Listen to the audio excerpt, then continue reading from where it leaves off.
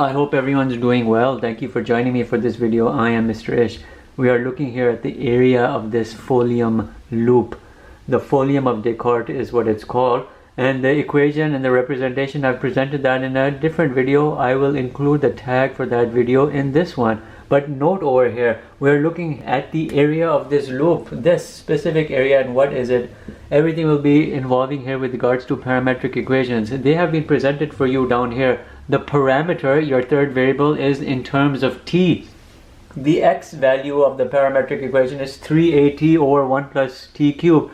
The a here represents a specific constant which affects the appearance of this folium we are looking at, and the y equation, the parametric equation, is 3at squared over 1 plus t cubed. You can see the difference between the x and the y. There's a square over there on the t, and there's not a square over here.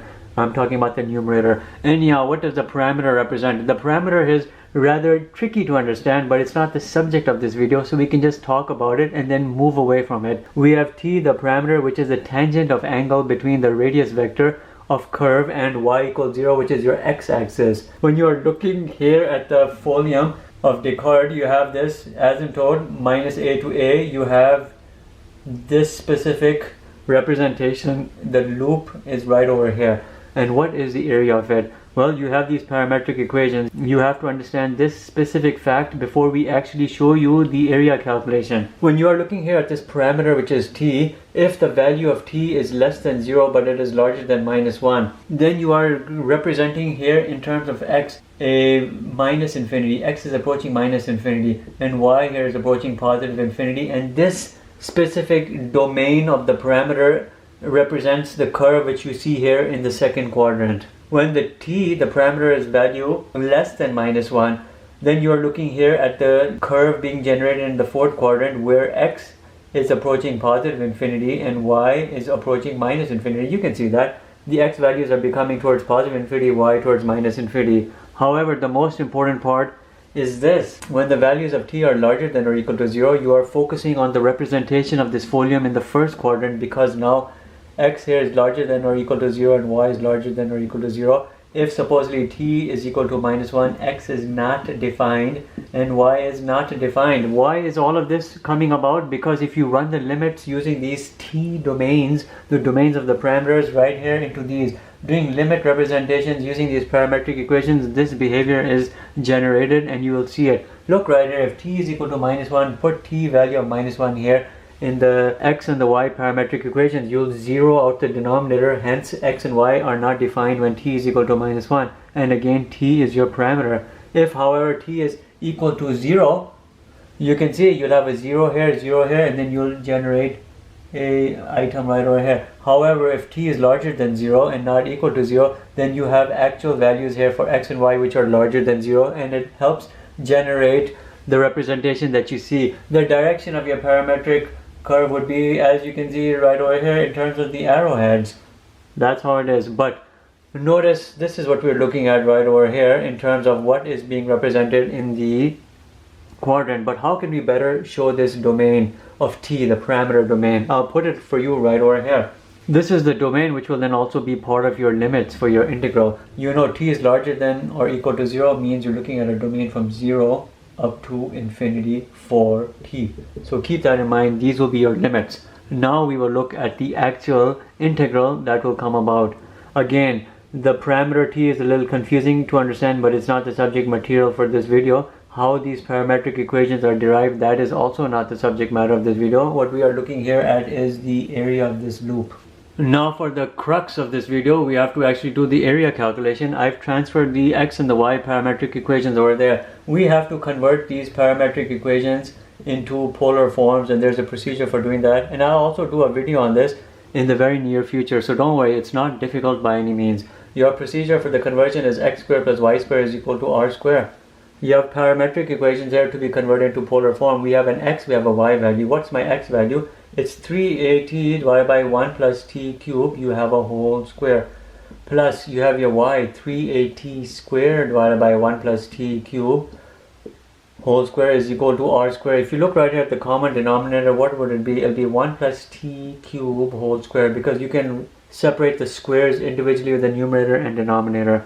and isolate this 3at whole square. I will isolate it 3at whole square, and it will go in itself one time because the common denominators are the same. The calculation is easy. This will come right over here, t square times. If you were to open this up and do the isolation in the algebra, you will end up right over here. All of this is equal to r square. Now consider this other very important fact. Tan theta is always equal to y over x. I have y and x, which are these parametric equations. Run them through. I have tan theta is equal to y, which is 3at square over 1 plus t cubed divided by x, which is 3at divided by 1 plus t cubed. When you simplify, these cancel out. Simplify further, the 3 and the a cancel out. This t cancels out with this. So I'm seeing really over here tan theta here is equal to t. But what does it mean that tan theta is equal to t? You have to carry it forward. Theta is equal to arc tan of t. Now that's what we have. We have demonstrated r square is equal to this. We have demonstrated theta is equal to arc tan t. This right here won't be affected any other way except now it will feed into an integral.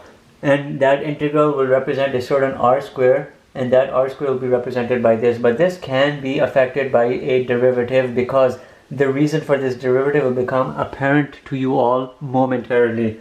If theta is equal to arc tan t, then the derivative with respect to the variables you see is equal to the derivative of arc tan t, which you know the derivative of arc tan is 1 over 1 plus x squared when the x variable is involved, or 1 over 1 plus t squared when the t variable is involved. Take the t on the other side and I'm seeing d theta is equal to 1 over 1 plus t squared dt. And let's save that value. I've brought all the relevant items you need on the right side of the board, but what is our end goal? We're still trying to determine the area of the Folium loop. There's a specific area formula which comes into play. The derivation of this formula can be a subject matter for a different video, but I'm not talking about it here because it comes about from an elaborate procedure. Just like you have a formula for arc length, how that integral is derived, there's an integral derived for a variety of different procedures. There's an area formula which exists which helps you through this procedure. That area formula is represented by like this. A to B, you have a certain 1 over 2, you have r squared d theta. That right there is it. Now look, I have a d theta component and I've determined that. I have a certain r squared component, I've determined this over here. This formula comes from another set of procedures which I'm not showing you here in this video, but it has very much to do with radii involving curves and polar coordinates. Anyhow, we have to fill in our items. I have my A, I have my B, which is right over here. Now look, I have area is equal to the 1 over 2 is being pushed outside. I have a lower limit 0 and I have an upper limit infinity, 0 to infinity. Remember, the domain of your parameter is what is showing the behavior of that loop. I've shown you at the very beginning how the t affects the various portions of the folium. Here we are focusing on the first quadrant aspect because the actual loop is in the first quadrant and the domain of your parameter is 0 to infinity in that. Let's bring our r square, which is equal to this 3at whole square times 1 plus t square all divided by 1 plus t cubed square. Let's bring our d theta, which is what? dt over 1 plus t square. You see this? D theta was equal to 1 over t squared plus dt, which was coming from the arctan. We did that arctan calculation. You can cancel things out. I'm cancelling it out. Now I'm looking at area is equal to 1 over 2. From 0 up to infinity, I have 3at whole square and dt divided by 1 plus t cube whole square. If you want, you can take the 3a component and push it out. I have a 3a whole square, which is a what? When you do 3a whole square, you're getting a 9a square. 3 square a square, 9a square over 2. So let's bring that in. I have a 9a square over 2. 9a square over 2. The t will stay over here as a t square, and let's keep that for you right here. You don't need to see any of this anymore. The parametric equations, the d theta, the r square, it has served its purpose. What we have to do now is u substitution. What am I going to do u substitution with here? The most complicated part, 1 plus t cube. If u is equal to 1 plus t cube, then I know derivative with respect to u and the t is equal to 3t squared dt. dt is equal to du divided by 3t squared. u1 and u2 will be generated. New limits based on that. 0 and infinity. When 0 is placed, you have a 1. When infinity is placed, you still have an infinity. Let's bring these substitutions in. When we do it, what do we have? We have a 9 square over 2. I'm looking here from 1 up to infinity.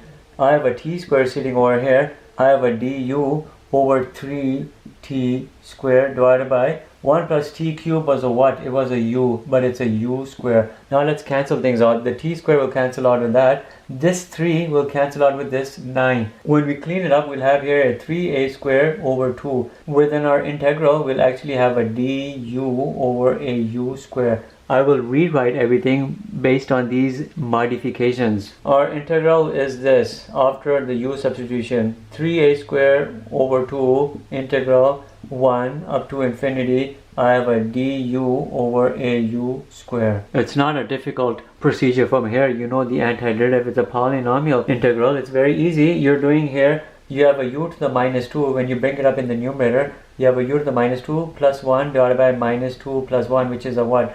Minus 1 over u. So let's do our integration. We'll do it right over here because we won't need these items anymore. I have here sitting outside a 3a square over 2. Within my antiderivative and the items coming into it, I have a infinity and a 1. So we can just do this computation and it's easy. When I look right here, only in the antiderivative, I'm looking at a minus 1 over infinity minus upper limit and minus the lower limit minus 1 over 1. This right here is equal to a plus 1. I have a 0 plus 1, which is equal to a 1. From all of this part right here, I am generating here equal to a 1, which then multiplies with the constant sitting outside. So I'm seeing here clearly area is equal to 3a square over 2. If you know the value of that a, you know the value of the loop of that folium.